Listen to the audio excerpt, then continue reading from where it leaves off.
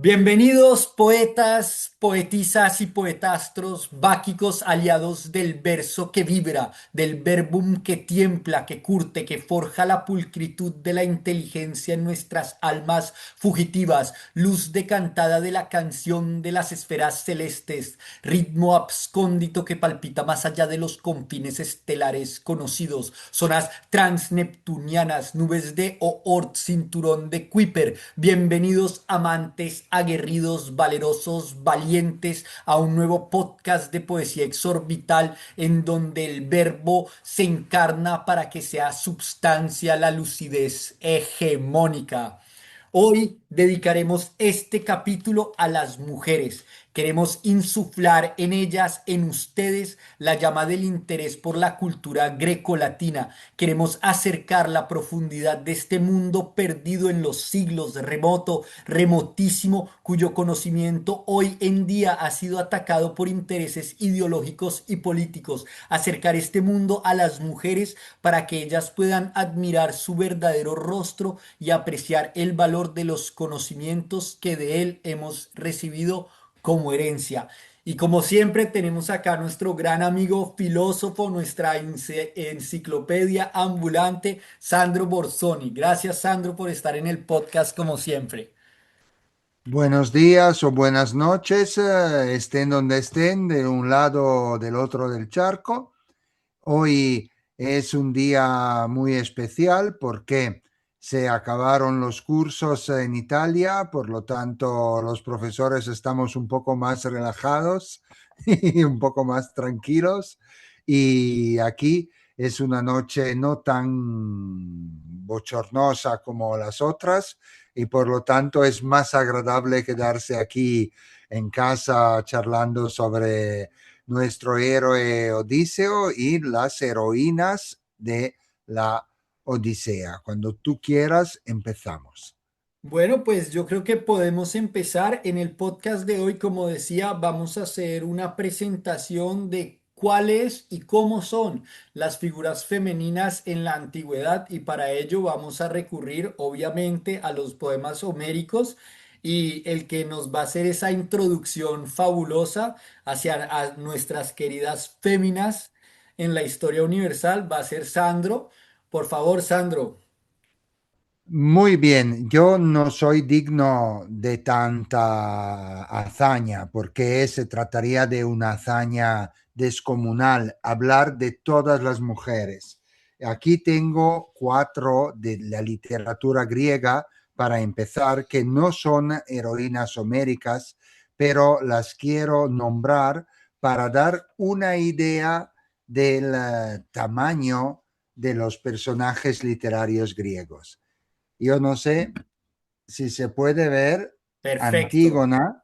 Antígona es una heroína, es el icono de la rebelión moral, desafía el tirano de Tebas, Creontes, quiere darse pelio a su hermano y entonces quiere imponer las leyes de la pietas, o sea, de la piedad familiar, a las leyes del Estado y de la ciudad. Luego he sacado otro personaje que seguramente a ti también te gusta, que es Medea. Es una figura femenina muy compleja, se vuelve loca al final de la historia por su amor, es un personaje oscuro pero poderoso, su marido no le entiende, vive en otro mundo, un cenit de valores completamente distinto y al final ella acaba con un acto trágico que ni siquiera quiero contar. Luego otra figura increíble, a mí me gusta mucho la de Fedra también por un acontecimiento biográfico mío personal, porque Miguel de Unamuno tradujo en español la Fedra, pero no la Fedra griega, tradujo una Fedra latina en español. Y es una historia muy interesante que no podemos resumir aquí, pero vamos, Fedra lo tiene todo, es la reina de Atenas, se ha casado con Teseo, que es un héroe invencible, y sin embargo, el amor llega a su corazón y es el amor por un hijastro de Teseo. Por lo tanto, es una relación prohibida, se desarrollará un amor complicadísimo. Y, en fin, tenemos que cerrar el paréntesis de los personajes fuera de la literatura homérica con Lisístrata, que es un personaje cómico porque es la mujer que protagonizará una comedia de Aristófanes y tiene una idea, se cansa de tantas guerras entre los hombres y entonces propuso una huelga del sexo y convenció a las otras mujeres a esa huelga del sexo. Es una obra genial sobre el pacifismo, la promiscuidad, el rol también que tenían las mujeres en cuestiones económicas, etcétera. Pero yo solo quería abrir un paréntesis para dar la idea de la complejidad o complejidad, La ¿cómo es? complejidad. De la complejidad de, de los personajes femeninos en la literatura griega. Y ahora, si tú no tienes algo que contarnos, podemos pasar al ciclo homérico y hablar de las mujeres del ciclo homérico, de los poemas homéricos. Dime tú. Sí, Sandro, me parece que podemos continuar. Me gustaría que hicieras esa introducción a este catálogo que vas a hacer.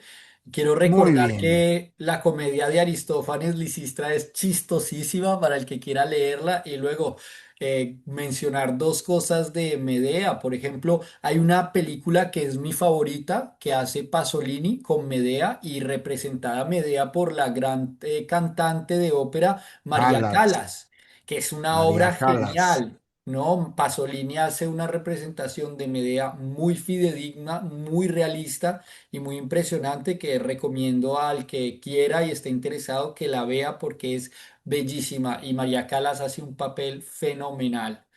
Bueno, Muy bien, entonces vamos al grano de hoy y yo quiero preguntar, quiero preguntarte una cosa. Si tienes el libro de Emily Wilson, ¿puedes enseñarnos la portada un momento, por favor? ¿Qué claro que pone? Y sí, leer el título del libro. claro. Podemos ver la portada que está mostrando Sandro. Así se ve. Espera, ¿se ve bien? ¿La ves, Sandro? Sí, se ve perfectamente. Listo, perfecto. Listo, ahora continúa.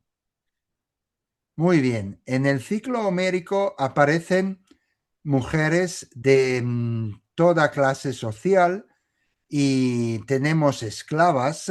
La más famosa es Briseida, pero no es la única.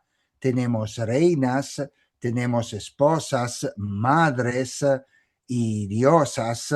Al mismo tiempo, la madre de Aquiles es Tetis, que es también una diosa del mar poderosa. Y entonces tenemos todo tipo de psicología femenina, todo tipo de retrato. No quiero perder el tiempo. El catálogo es un expediente literario que utiliza Homero para introducir todos los actores, todos los protagonistas de su poema. Y entonces imagina la llegada de los barcos de los aqueos y describe los barcos cada uno y dice, aquí vienen los de Micene y describe su rey, sus armaduras, sus escudos, ¿no? Entonces yo voy haciendo lo mismo, ya que el tiempo es un poco tirano porque se trata de un video de YouTube, ¿no? Y la primera mujer de la que quiero hablar es Ifigenia o Ifigenia en español, no sé cómo se pronuncia en español. Ifigenia, sí. Ifigenia.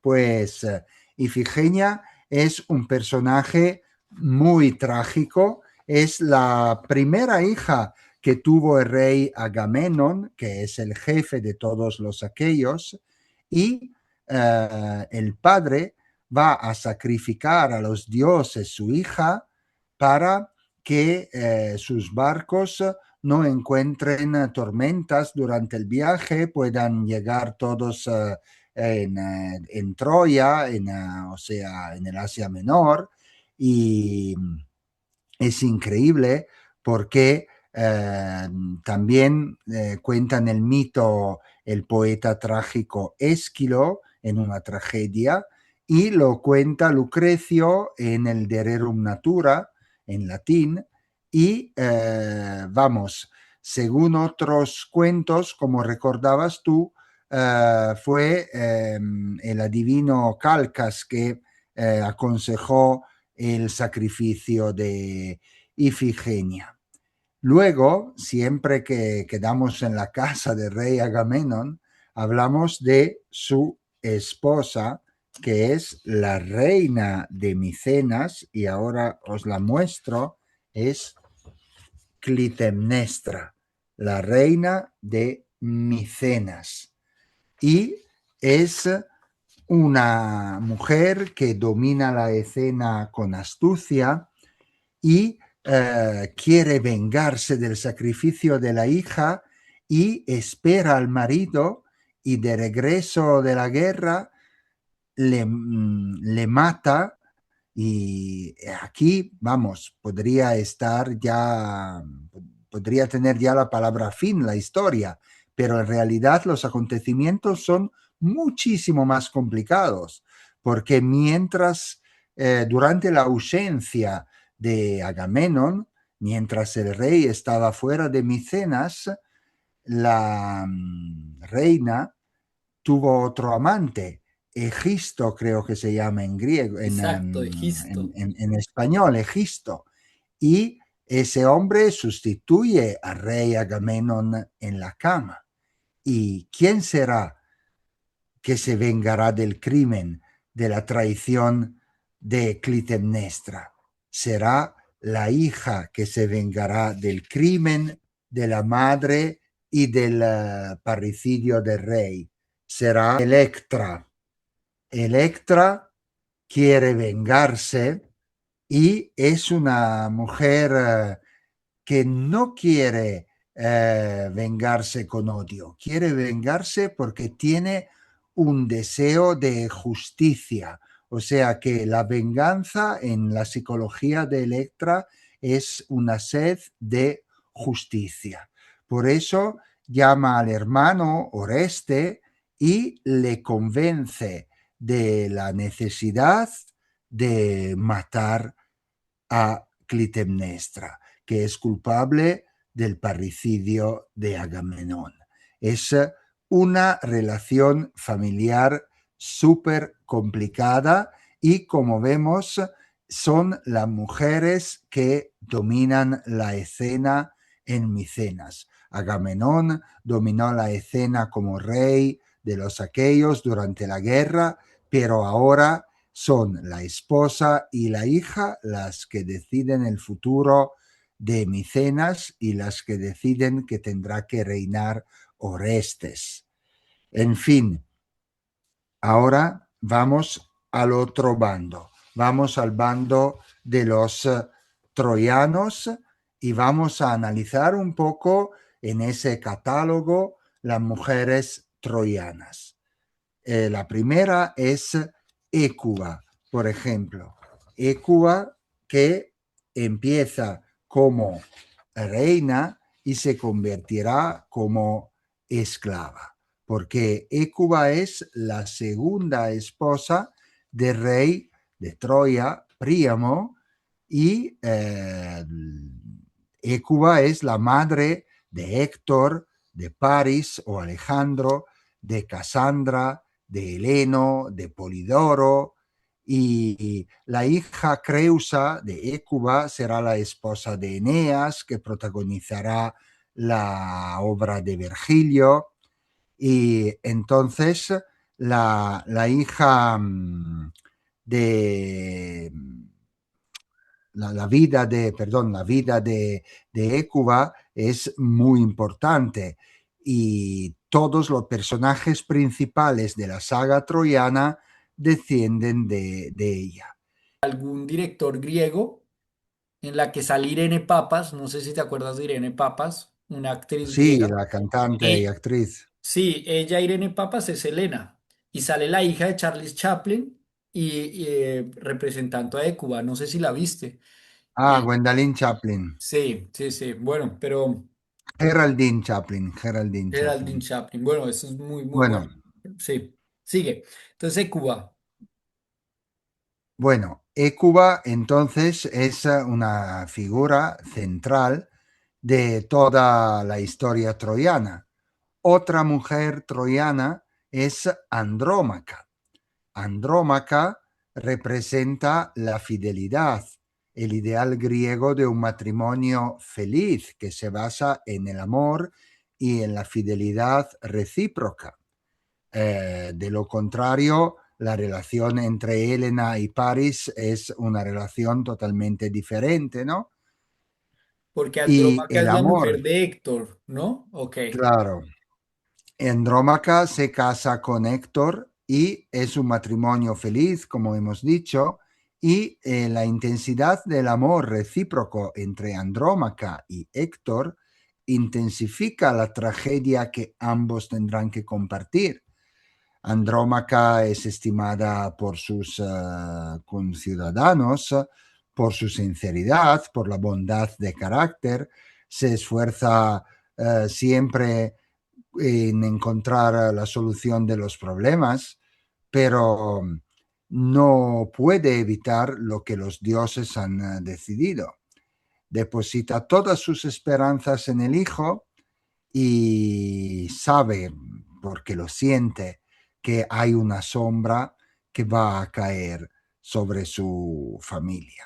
Sí, sí. Luego, si volvemos al otro bando, una figura central es la de Cassandra. Ah, Cassandra es muy famosa porque Cassandra representa también, es troyana, es la hermana menor de Héctor, por lo tanto es hija de Príamo y Hécuba, y representa el emblema de una profetisa de desgracia. ¿Se dice profetisa sí, en español? una profetisa, una chica una vidente que es capaz de ver el Sí, una futuro. vidente, pero es una vidente de desgracias y por lo tanto nadie la quiere escuchar. Exacto. Ella dice la verdad porque tiene el don de la profecía, porque Apolo le dio el don de la profecía, pero ellos no la quieren escuchar. Ha sabido ver con antelación la caída de Troya, pero nadie le cree, entonces el caballo de Ulises entra dentro de la ciudad y todas sus advertencias caen en el vacío. Y cuando la ciudad de Troya está quemando ya, Cassandra se esconde en el templo de Atena y ahí llega un héroe del que habíamos hablado antes, que es Ajax. Y Ajax le hace violencia y luego se la lleva como botín de guerra para el rey Agamenón. Entonces, un destino horrible. Y no se acabó la tragedia porque al llegar a casa de rey Agamenón en Micenas, le matará Clitemnestra con una hacha, justo antes del altar del dios Apolo. O sea que una historia más trágica imposible. Y de nuevo es Clitemnestra la asesina, ¿no? Sí. Que no acepta que llegue Cassandra como parte del botín de guerra. Esta En historia es fin, terrible, Sandro, y es quisiera terrible. comentar una cosa que me quedó grabada cuando leí la tragedia de Esquilo, que es la Orestiada, ¿no?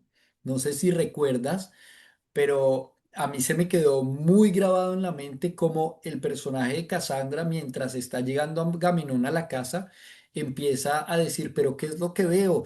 Si nos van a matar, y empieza a decirle a Agamenón, nos van a matar, nos están esperando para asesinarnos, y como su destino es que ella sea capaz de profetizar el futuro, pero que nadie nadie le crea, entonces Agamenón no le cree. ¿No? Y parte de la intensidad de esa tragedia de Esquilo es eso, ¿no? Es esa llegada, ella sabiendo lo que les va a pasar y Agamenón no creyéndole en absoluto. Entonces, muy salvaje, un destino terrible.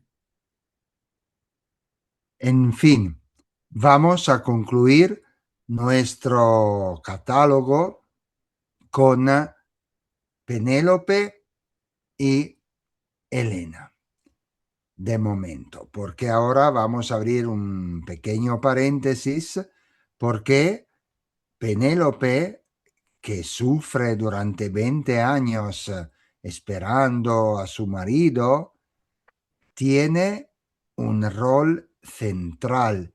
No es simplemente una esposa que espera al marido, es una mujer inteligente que sabe, con su prudencia, mantener el poder, con todo el engaño de tejer y destejer por la noche, etcétera, etcétera.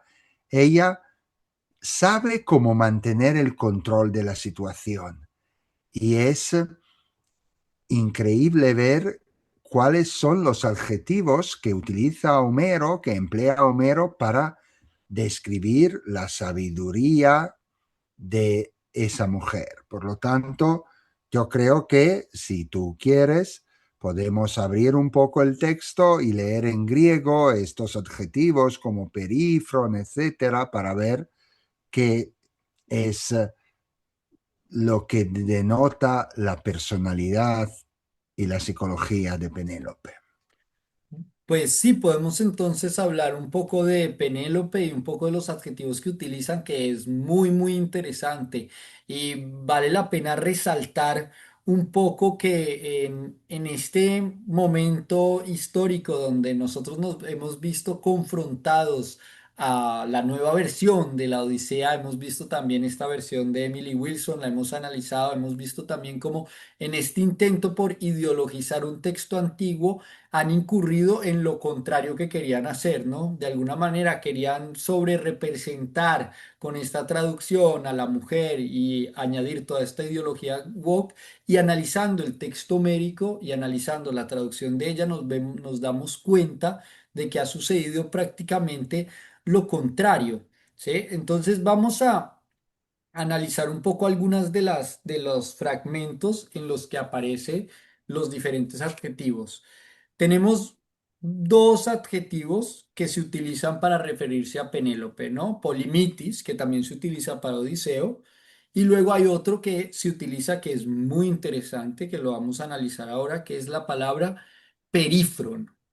La palabra perífron es una palabra que está compuesta por dos palabras, por un prefijo, que es peri, que es el que se utiliza como para periplo en español, que también es una palabra griega, para perihelio, ahora me viene en la cabeza como una palabra de la astronomía, perihelio, que es el momento en el que la Tierra en su giro alrededor del Sol está más cerca, ¿no? Perihelio.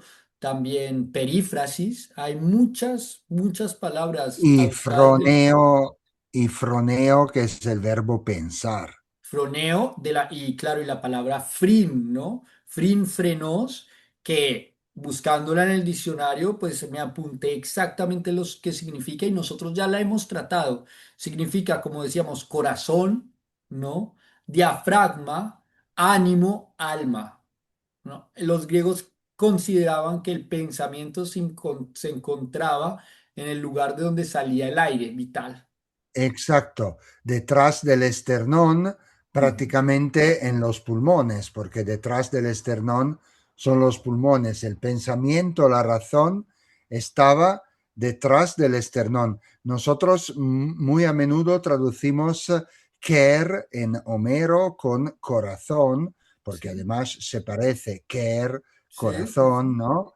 Cor, cordis en latín, pero posiblemente como dicen algunos filólogos, y yo no puedo opinar porque no he tenido la posibilidad, ¿no?, de hacer investigaciones, pero la crítica piensa que quizás Quer sea el esternón y no tanto el Ah, corazón, porque si tú te lo piensas, si recibes una lanza en el esternón es lo mismo que recibirla en el corazón.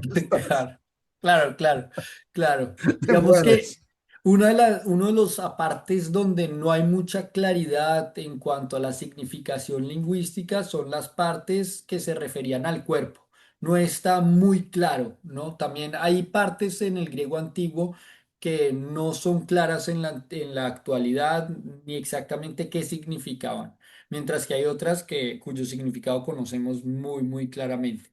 En el caso de Perifron, que es la manera en que se caracteriza en este apartado que vamos a leer a Penélope, quiere decir que es muy inteligente, ¿no? Y también muy sabia, porque es una inteligencia asociada a la sabiduría. ¿Ok? Vamos a pasar ahora a leer ese aparte. Si quieres, si lo tienes tú ahí, tú puedes ser nuestro traductor de este Venga, fragmento. ¿Ok? estamos en el libro primero. Sí, en el libro primero, y voy a narrar un poco qué es lo que sucede en este fragmento y por qué considero que es importante que nosotros, espérate, que, Estamos al verso 329, ¿correcto? ok, sí, ok, libro primero, Entonces, si los trescientos que nos están veintinueve. viendo quieren buscarlo, es el Ujú. libro primero y el verso 329. Yo lo tengo Exacto, en aquí. el libro primero, el Estamos verso en la 300. Odisea, por supuesto, ¿eh? Sí, de la Odisea. En este fragmento se describe cómo después de que Penélope haya oído el canto del Aedo que narraba las gestas de Troya en su palacio, decide descender por su escalera acompañada de dos esclavas para decirle al Aedo que deje de cantar, porque ella está sintiendo un dolor inmenso al recordar a su amado querido Odiseo que aún no ha llegado a la casa. Por eso estamos en el capítulo primero y este es el momento, yo creo que más importante para el personaje de Penélope porque es el momento en el que Homero nos va a presentar a nuestra gran Penélope, que es, como Odiseo, una persona muy inteligente, ¿no? Muy inteligente y muy poderosa, como veremos a continuación. Entonces, si quieres, Sandro, puedes leer tú ese fragmento. Sí, vamos a empezar desde las habitaciones de arriba. Escuchó el cantar inspirado la hija de Icario, la sabia Penélope. Bajó la alta escalera de su habitación y no estaba sola. Con ella andaban también dos ancille, es la palabra latina, y anfípolos es la palabra griega. No son slaves, como lo traduce Emily Wilson, porque slave es doulos en griego. Exactamente. Doulos es el servidor, el esclavo. Las ancille, anfípolos, son mujeres que podríamos llamar damas de compañía. Son mujeres que viven en el mismo palacio real, por lo tanto, viven donde vive Penélope y no son propiamente esclavas, no se ocupan de la limpieza, de lavar la ropa, etcétera. Acuden cuando la señora las llama y comparten las ocupaciones familiares de Penélope. Por lo tanto, es un personaje, lo de la ancilla, porque en griego existe la palabra, en latín existe la palabra, pero desafortunadamente en el español de hoy y en el italiano ya una palabra exactamente igual que ancilla Bueno, en no, italiano no la traducen existe. como ancella. Sí, ancella, ancella se existe, que es exactamente la palabra latina, ¿no? Esa es Sí, exactamente la palabra Sí, latina. mientras que en español es Entonces, más difícil, se traduciría como sirvienta, claro, pero no alcanza a sí. abarcar el significado, ¿no? Y entonces baja y dice que van junto a ella las dos anchillas. Por lo tanto, tienen un nivel social muy diferente al de un esclavo. Un esclavo no entra en el palacio real, tampoco en la Edad Media los servidores entraban en el palacio real, ¿no? Estaban afuera. Por lo tanto, aquí también queremos celebrar las mujeres y en una traducción inglesa vamos a hacer un, ¿cómo se dice? Un autogol en Sí, español, ¿no? Cuando vas a exacto. marcar en tu propia portería, ¿no? Va a marcar un autogol, Emily Wilson, porque si quieres hablar de las mujeres, pues dilo que no solo hay esclavas y reinas, es más, más complicada la cuestión, ¿no? Sí, sí, y pasaré a explicar, cuando termines de leer esto, pasaré a explicar justo eso en más detalle, si quieres, para que los No, lectores bueno, pero entiendan. podemos pasar a los detalles porque luego habla de los pretendientes, etcétera, y va Ok. cambiando un poco de tema, ¿no? El Sí, sí, texto. sí, en efecto. Vamos a pasar ahora, Sandro, si estás de acuerdo, si me permites, a hacer una pequeña explicación más clara acerca de lo que estabas diciendo sobre el significado de la palabra anfípolis y cómo eso nos casa o entra dentro del mismo error acometido por Emily Wilson al omitir de su traducción la palabra perífron. ¿Por qué estamos haciendo? Pero es que no solo emite perífron, ahora voy a mencionar otra cosa que emite como atributo de Penélope y que hace que nuestra lectura y la traducción de la Odisea sea aún más pobre. Y esto nos va a volar a todos la cabeza porque empezamos a descubrir que toda esta tendencia de hacer lo que queramos, todo este relativismo moral, yo puedo hacer lo que quiera, la misma frase de Emily Wilson al decir que mi trabajo como traductora es elegir palabras, señora, no es tu trabajo como traductora elegir palabras.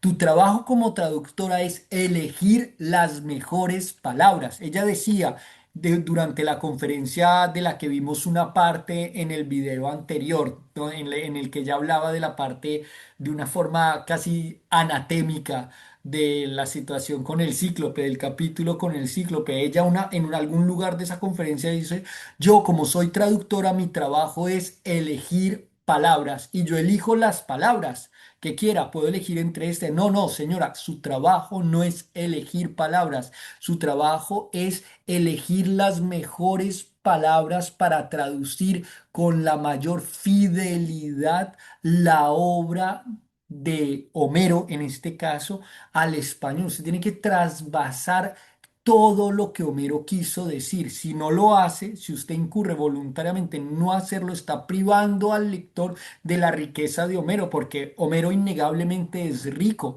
porque es una obra que ha sobrevivido durante más de 3000 años.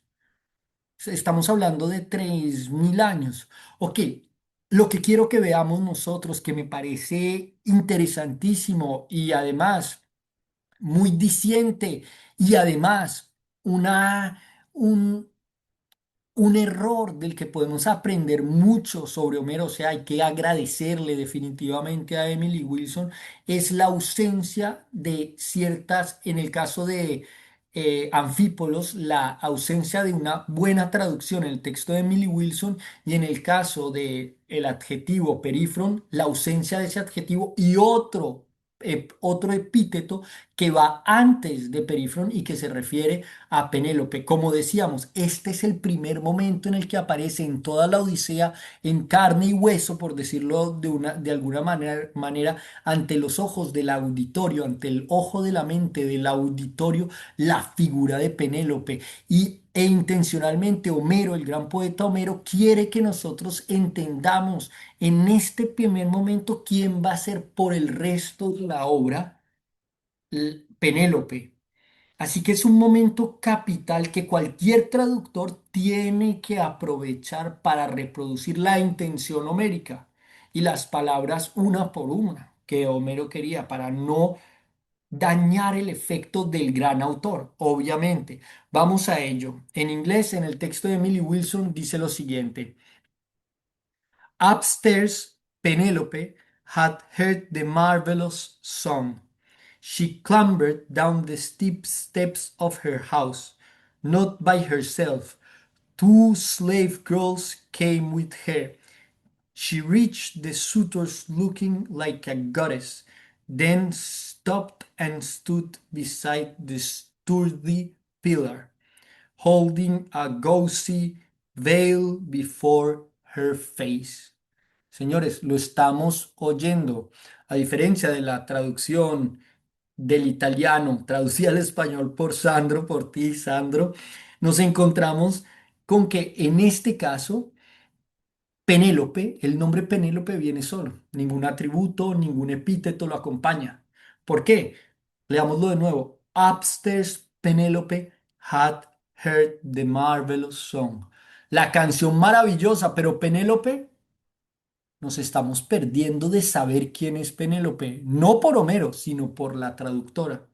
Y luego, lo siguiente que decía Sandro, haciendo énfasis, two slave girls, eso era lo que estaba diciendo Sandro. Dos chicas esclavas no son esclavas o no es cualquier tipo de esclavo.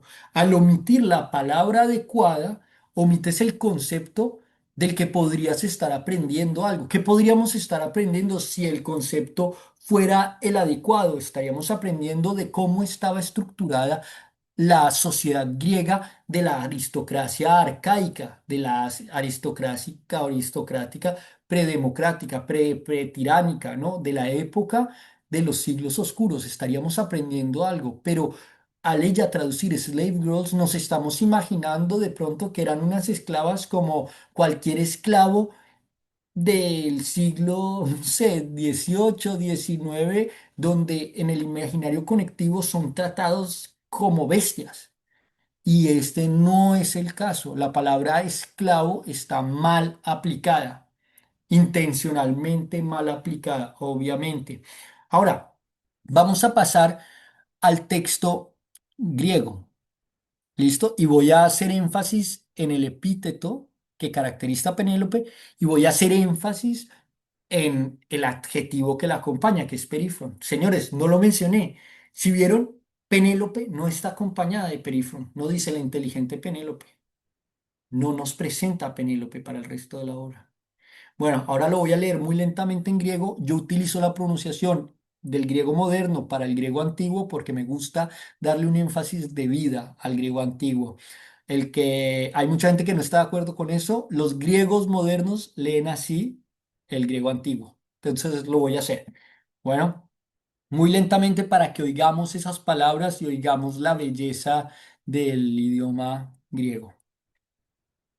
Tu dipericen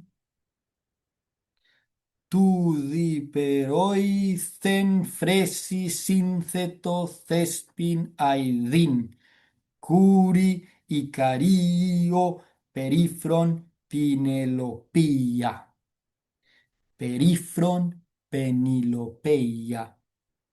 Clímaca depsilin cateviseto io domio, uc oi amatire que amphipoli diepondo, idote dimnistiras afficeto dia ginecon, stira parastasmon terreos picapitio, anda pariaon eschomeni lipara cridemna, Anfípolos dará y que ni ekaterce parestin, da crisasa deipeta prosida Zion aidon. Acá la tenemos. Entonces, el énfasis que quiero hacer y lo que le faltó también a Emily Wilson es algo muy sencillo. Escuchen. Thespin aidin, curi y carío. La hija, la chica, la core de Icario, la hija de Icario.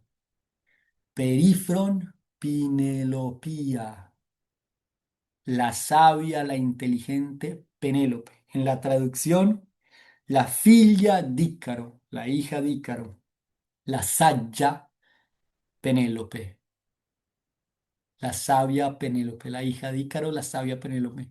No aparece eso. De manera que no sabemos, no aprendemos que Penélope es hija de Ícaro. Muy importante para la mitología. Y no nos damos cuenta que su primera aparición va caracterizada con su inteligencia, como la de su esposo. Sustancial para el texto, sustancial para entender el texto. Y luego de nuevo aparece la palabra anfípolos, ¿no? Y aparece en plural, que anfípoli diepondo, ¿no? La siguen dos sirvientas. Y luego aparece en singular, más abajo, anfípolos, ¿ok? Bueno, señores, como hemos visto, la situación no es fácil, pero a este respecto me permití yo, para darle el punto final, escribir un texto y zanjar la cuestión definitivamente. ¿Ok? Notamos que Emily Wilson ignora este adjetivo, anfípolos, perífron.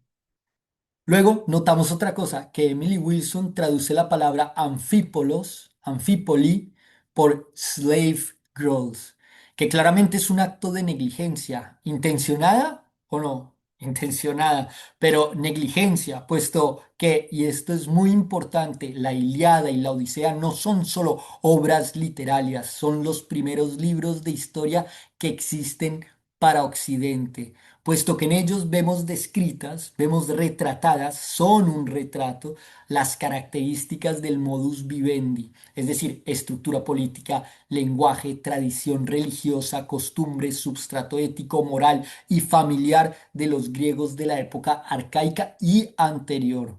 De manera que cada palabra que aparezca en ellas debe ser traducida lo más acertadamente posible para que el lector no docto en la cultura antigua se haga una idea clara de cómo era aquella cultura, para que el lector pueda conocer a fondo ese mundo perdido del que lo único que se ha salvado son estas obras.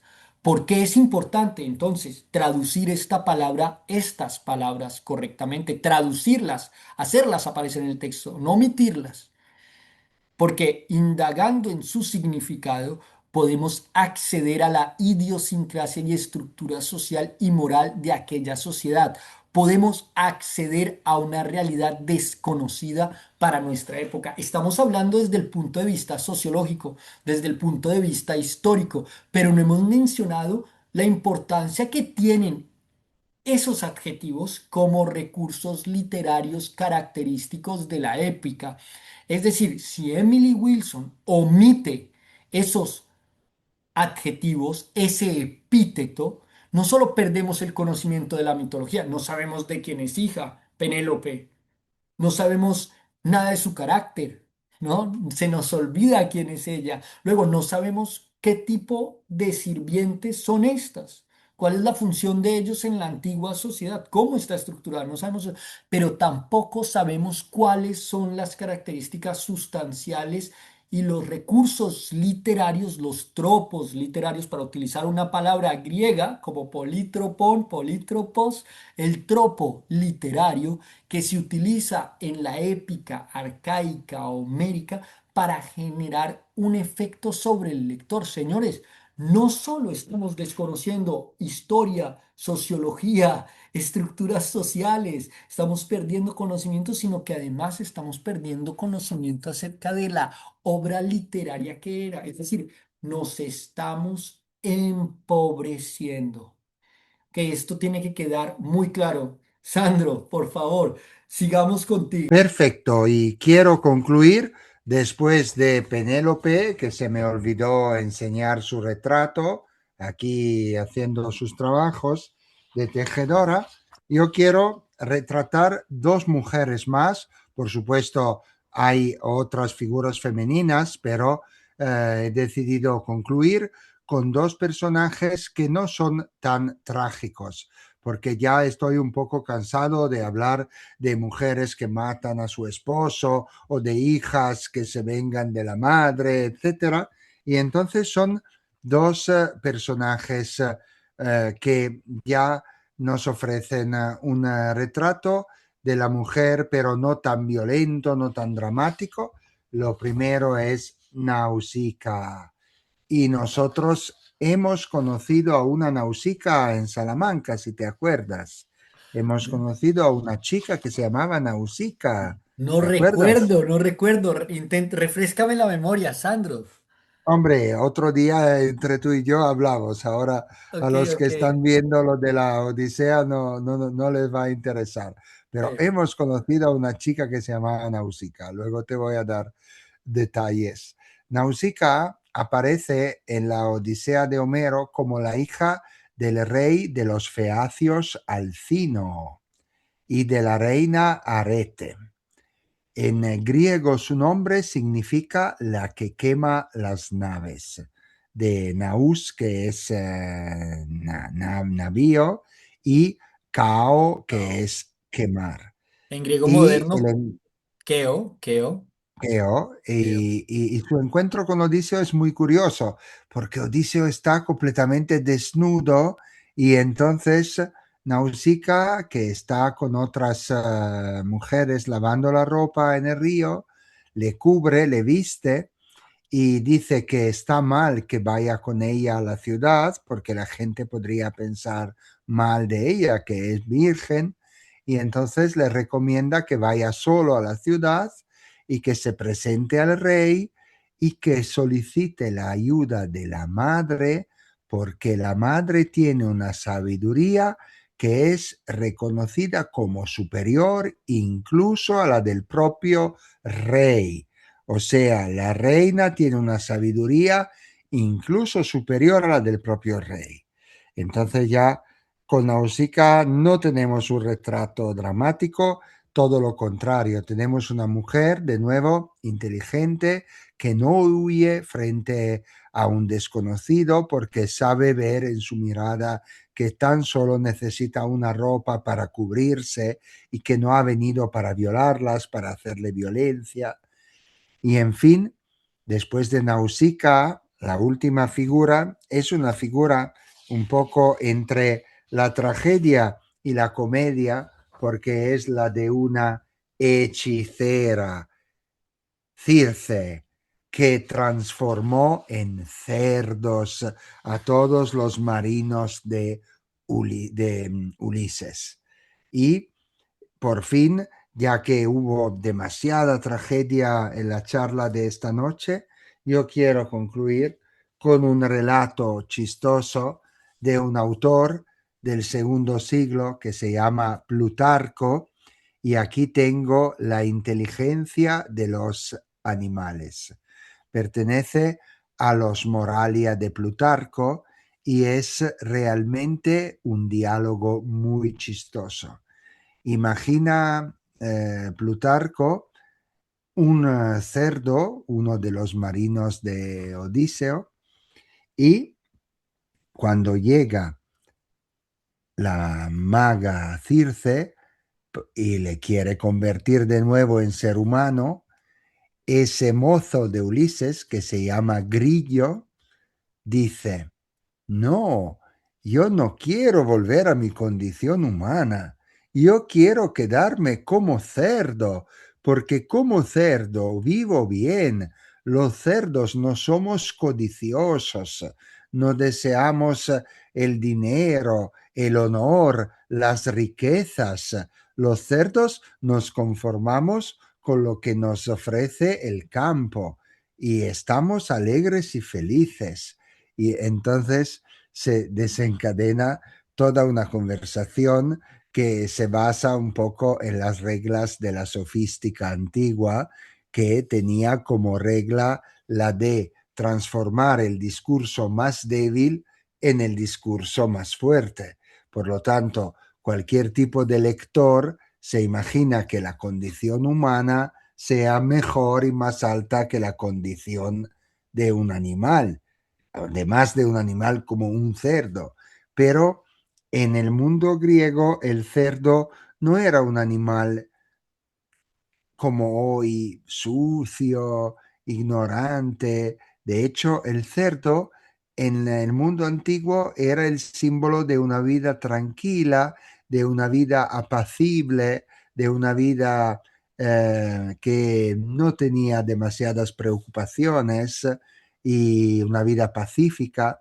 Y por lo tanto, Circe, sí, por un lado, es un personaje un poco negativo porque tiene una relación tóxica con Odiseo, quiere que se quede ahí en la isla, pero sin embargo ese tema de transformar a los hombres en cerdos abre las puertas a todo un tópico de la literatura antigua en la que el hombre podía transformarse en mujer o en animal o en, hasta en plantas o en constelaciones. Y aquí podemos soñar realmente con la fantasía de Homero y yo creo que con la maga Circe y sus poderes podemos concluir la charla de hoy dejando el retrato de Helena, que es la mujer por excelencia junto con Penélope del poema homérico, para otro día, para otra presentación y podemos compararla con Lupita y ver si es mejor la Helena de Homero o la Lupita de Nolan. Ya veremos Sí, viendo la película. yo creo, Sandro, tienes toda la razón. Digamos que esta parte de Penélope y Elena se nos queda corta porque son dos personajes muy completos y muy ricos, quizás uno, los más completos en la poesía homérica, obviamente, pero también los más tratados en la antigüedad y también los más respetados. Bueno, Elena de Troya no tanto, Penélope sí, ¿no? Sobre Helena de Troya hay muchas opiniones contrarias. Sin embargo, es importante aclarar que a pesar del personaje difícil, complicado, como diría Emily Wilson, que es Helena de Troya, en los poemas homéricos siempre va a ser vista como una gran mujer.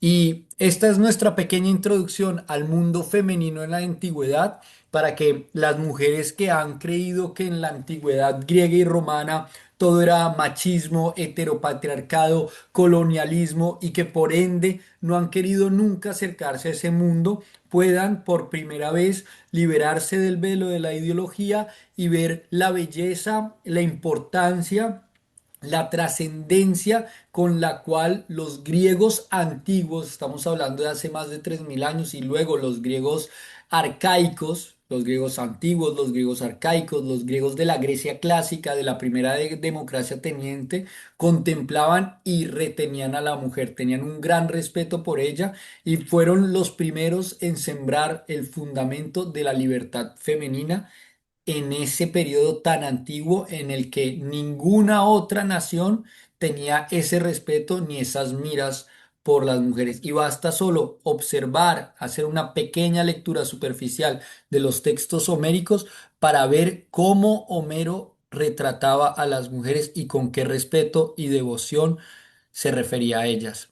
Sandro, ¿algunas palabras para despedirnos de todas nuestras amigas oyentes? Pues realmente me he quedado muy fascinado con tu conclusión y creo que no tenemos que añadir nada más. Es una invitación a la lectura del texto de Homero y es una invitación a una hermenéutica, que es una bonita palabra que utilizaron en Alemania en el siglo XIX. Hermes era el dios griego que podía tramitar los mensajes de los dioses a los seres humanos, ¿no? Por lo tanto, con esa palabra hermenéutica, que es la ciencia de la interpretación, nosotros podemos invitar a nuestros oyentes a descubrir la mujer poniéndose las preguntas correctas, o sea, ¿qué quiere decir Homero? Porque si leemos el texto con la cabeza llena de nuestras ideas del siglo XXI, no lo vamos a entender, no lo vamos a valorar. Sí, muy cierto. Tenemos que intentar entrar en ese mundo y leerlo con el cuidado y el respeto, intentar entrar en sus palabras. Por eso, cada palabra del texto griego es importante y el deber de un traductor es traducir lo más fidedignamente posible aquellas palabras para que el lector pueda acceder a ese compendio, a esa biblioteca infinita del conocimiento que son esos libros de la antigüedad. Bueno, un saludo a todos y disfruten buena poesía, buenas Venga, lecturas. Chao, chao, Sandro, chao, gracias. chao, chao.